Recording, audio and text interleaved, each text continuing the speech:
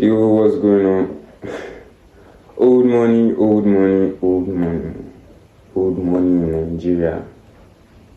The movers and shakers that have been moving and shaking since the 60s. Join us in the throne room today. Let's break it down.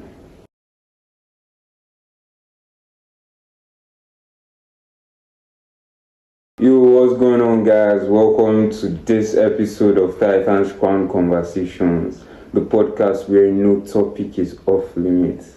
From the bright ideas shaping our world to the wild possibilities of the future, we break it all down, keep it real, and we try and keep you thinking. That being said, let's dive right in. So with me on this podcast today, we have Miss Deborah, an admirable lady who is going to be shedding more light for us on this whole topic of old money and what is obtainable. Miss Deborah, the crown is passed to you. Just hold this one. Imagine seeing a crown. Yeah, good afternoon, good evening, good morning from wherever you're listening. And I'll rightly introduce Deborah. And being in today's economical society, we hear the concept old money, I'll be like, what's this old money say? What's this old money? So, in today's world, you go to certain eyebrow areas in urban regions and even in the rural settings too, and you see someone owning this mansion, someone doing this, someone doing that. You know that these are accumulated, generational properties. This one start today. Today matter. And this kind of people, this set of people, have what we call accumulated wealth for generations due to the investment they have done in their lifetime and how they manages their and how they set up their business, the business system as a then that favored them in this region. We're talking about the period of independence down to the 80s.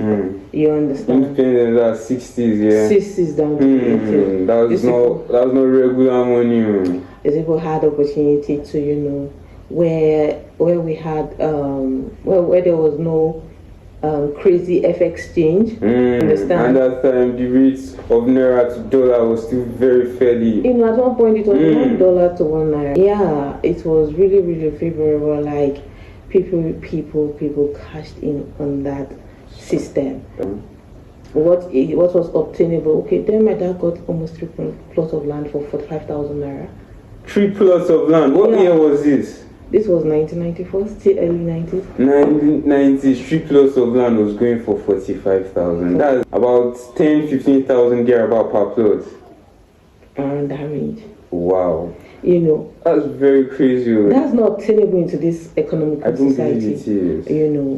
And fast forward to now, there is expectant, that someone will see, especially people from the old money generation, will see someone working 250k a month and expect you to invest in real estate, invest in real estate with your 250k salary. Start your business, get married, settle down. No, that one is one of the things that is no longer obtainable in today's time. Exactly. Today one needs to look for multiple streams of income to keep afloat. So you see that at that phase, at that time frame, people were able to accumulate more. The government system was still favorable to start up business, to grow business, and so those who cashed in on that system were able to make the most of it. Make the money. Miss Deborah, in old money times, compared to our modern day, how easy do you think it was to even make this money compared to now? Was it fairly easier or?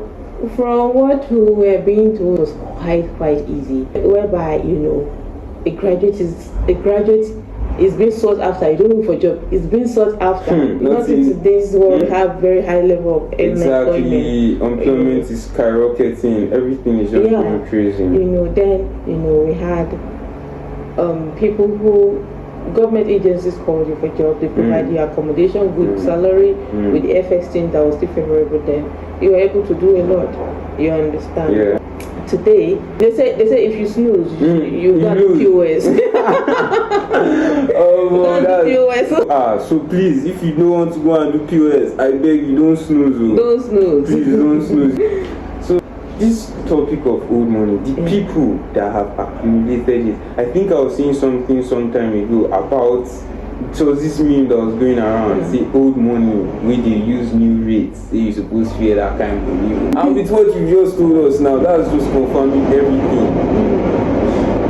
Sorry for the noise in the background. I believe some construction work is going on around the studio. Please do not be annoyed. Let's continue. Who are the people now that have the old money? Because in Nigeria now, you feel like everybody that is making money. Emefiele, what we don't call name. Please, let's not name names before they become for. So, you did not hear it from. Please, I don't want. Body loan. and shakers in VI. Hey, Omo. Ikoyi angels. Omo, you guys are hearing it. All those people, that's what you call old money. Old money. Yeah. That's where you go and meet real, genuine, authentic old money. Not the one that you meet in Aja. Adenuga, $100. Those are old money. When they started hustling, the Actually, this hustle, I think Dangote was even saying something himself about his refinery that he's building. Yeah. He was like, if he knew how hard it was going to be, he wouldn't have ventured it. And that's his project. I believe it took him over a decade before completion. Yeah, I think it's up to a decade. It wasn't? But I'm not so sure. One thing about projects, when you want to do a project, the people you're employing, planning of the project and budgeting. I feel people you employ is still something you can control.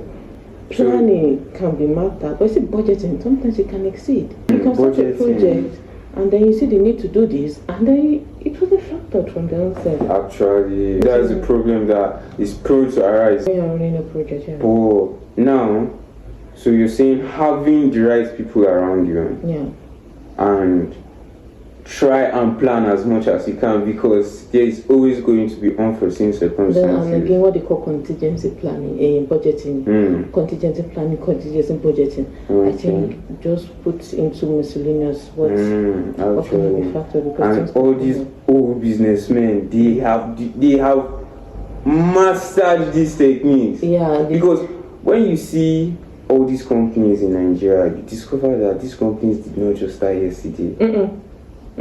They have been around for quite some time now. Actually, so people who have been able to incorporate these techniques into their day-to-day, they have been able to successfully build businesses that have now become long-lasting, and now that has been able to give them that tag, old money. That's very crazy. And again, the metrics of measuring a successful business is, I think, we said 10 years. If the business crossed 10 years, it's successful business. Successful, yeah. And now you have businesses that have been around for 10, 15, 20, 30, 50 years. Businesses that have been around since the 40s. That's what you call old money. Old money where they use new rates. Now be that. So you guys have heard this from Mr. Deborah. A connoisseur of all things old and exquisite. That's her in our throne room, shedding more light on old money. So thank you, Miss Deborah, for joining us in the throne room today. It was such an amazing time. I couldn't enjoy the session. Thank you. And that's a wrap, guys. I'm going to link her socials in the description below. You guys should go and follow, go and fuck with her, because if you want she connect with me. Okay, you guys should go and connect with her if you want to know anything about old money. To not be ashamed to read. Not ashamed is not the word. Afraid. So I'm going to link her socials in the description below. You guys should go and connect to her if you want to know anything or know more about this topic of old money. And as you've heard, she is someone that I believe you have a master's in maritime administration. Yes. Because the way you spoke about businesses, it was really, really fantabulous, and I'm going to like to commend you on that. So you guys have heard it personally. Yeah. If you want to venture into any businesses and you're looking for a partner, a co-founder, she's also a very perfect candidate. And equally in terms of policy formulation, public and international affairs, public and international affairs, maritime administration and the likes. Anything about maritime, she's your go-to girl. Thank you, and hasta luego. I'm going to see you all on the next one.